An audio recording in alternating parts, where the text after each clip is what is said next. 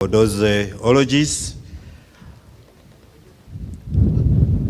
allow me at this very juncture to invite the Right Honorable Amama Mbabazi,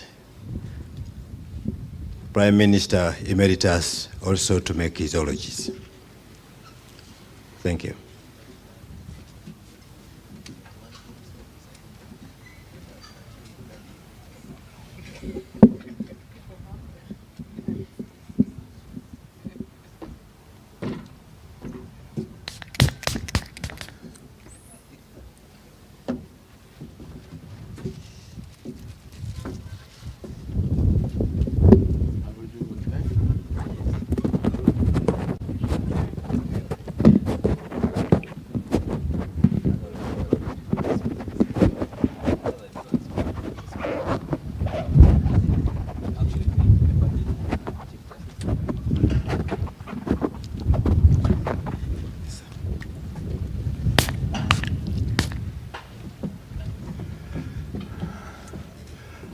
I wish to stand by the protocol already given out and simply say, friends, family of the late Justice Kanyeihamba, fellow mourners, kamba nze n'abanyamasizi ndenda kubahisikyaho okushasha kwaitu okuferwa emanzi yanyu, emanzi yaitu twena abachiga, emanzi y'abanya-Uganda, n'emanzi ey'abariragura abo munsi yona. Kanyeihamba ansigire izina ndaza kubigambaho mu rujungu eritaryebwa abokuba nk'uko muhurire ebibenji bagambire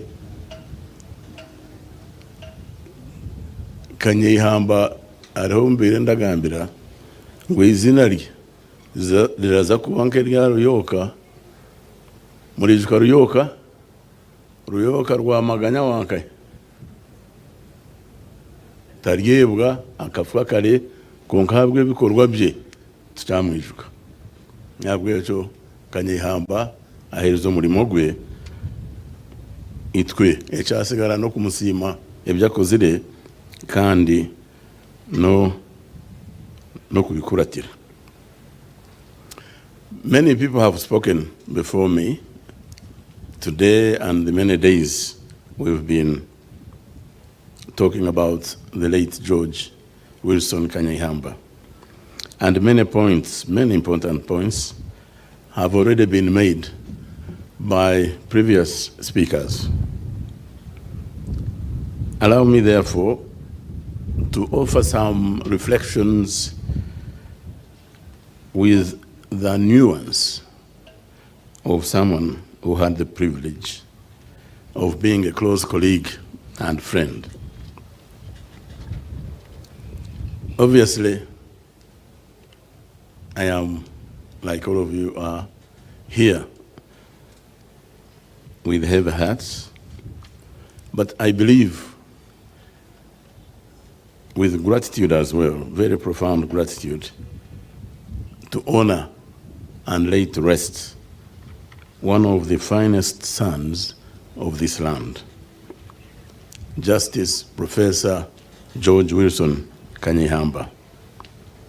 For me, this is a deeply personal moment. George was not only a towering jurist and statesman, he was also my friend. He was my colleague and my fellow traveler in the long and difficult journey to build a just and democratic Uganda. I first knew of him by reputation, a brilliant academic, a passionate advocate for justice, and an uncompromising defender of human rights.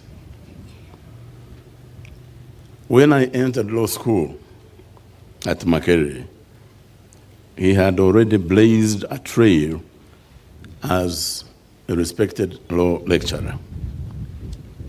In time, I came to know him more closely, and we worked together in government and in the broader struggle for national renewal.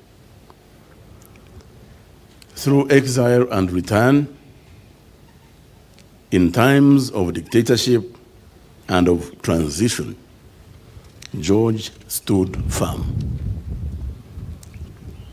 He opposed the tyranny of Idi Amin.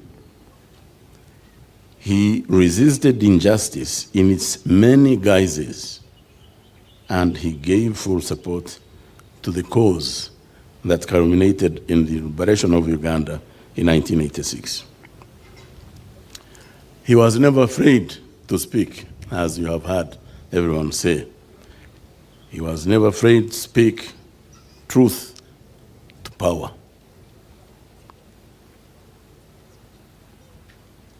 Because he believed that the law, to be worthy of the name, must be rooted in justice. And justice must be rooted in courage. In public service, George distinguished himself, of course, as we've heard many people say, as Attorney General, as a government minister, and later as a Justice of the Supreme Court. His work on the bench was informed not just by legal precision, but by deep moral conviction. His judgments were clear, independent, and principled, even when they provoked controversy, even when they stood alone. He also served with distinction as a judge of the African Court on Human and People's Rights, extending his advocacy for justice and human dignity to the African continent. George, of course, as you heard everyone who spoke even today say, was a prolific writer, authoring many important books. He used well-constructed and lucid prose to articulate complex legal and constitutional concepts clearly, ensuring that his ideas could be understood by everyone. His contribution to Uganda's constitutional making were substantial. Although actively engaged throughout the entire process of constitutional promulgation, his enduring contributions were most clearly seen in his leadership as the chairman of the Legal and Drafting Committee of the Constituent Assembly. I happened to be the then chairman of the caucus of the movement in the Constituent Assembly. And all these things that we determined in the plenary session had to be cleared by the caucus, because we took positions in caucus meetings which we formally presented in the plenary session. And when it came to the chapters, especially that George had handled, I'm happy to inform you that we had least problem, we had least debate, because they were clear, they had been done by expertise. So in the Constitutional Assembly, his intellectual rigor and clarity helped craft a constitution that still embodies our national aspirations.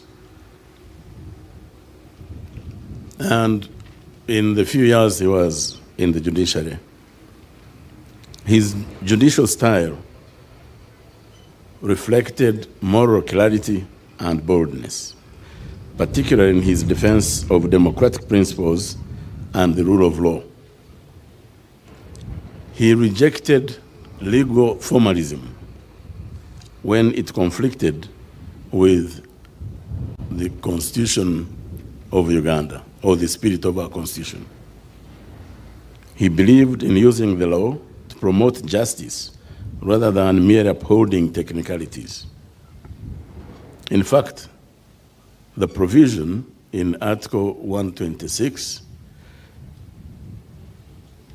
Sub-Article 2, Paragraph F, which says that in adjudicating cases, the courts shall administer substantive justice without due regard to technicalities, was George Kanyeihamba's brainchild.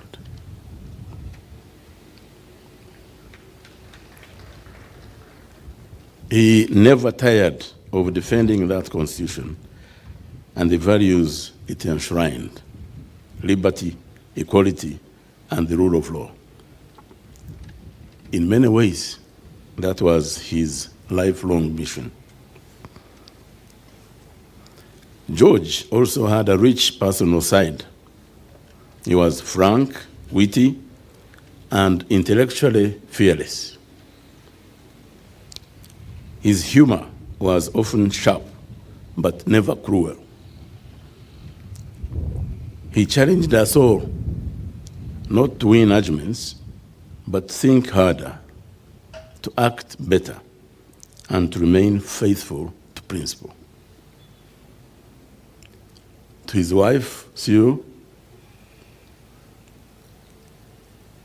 the children, Sarah, Joel, Ruth, and Betty, the grandchildren, Ruben Kunda and Nia Musime, siblings, and all his family, I extend my heartfelt condolences. You have lost a loving patriot. Uganda has lost a patriot. The judiciary has lost a champion of its independence. And I have lost a dear friend. But though we grieve, let us also be thankful for a life so fully lived, for a legacy so deeply etched into our nation's legal and moral fabric. May we honor his memory, not only with words, but with deeds that uphold the values he cherished. Death can never take a good man away, for in the hearts of the people he inspired, the legacy remains and is continuous throughout generations. So, as I conclude, I hope you'll allow me, the timekeeper here, to read you in the last stanza of a hymn that speaks powerfully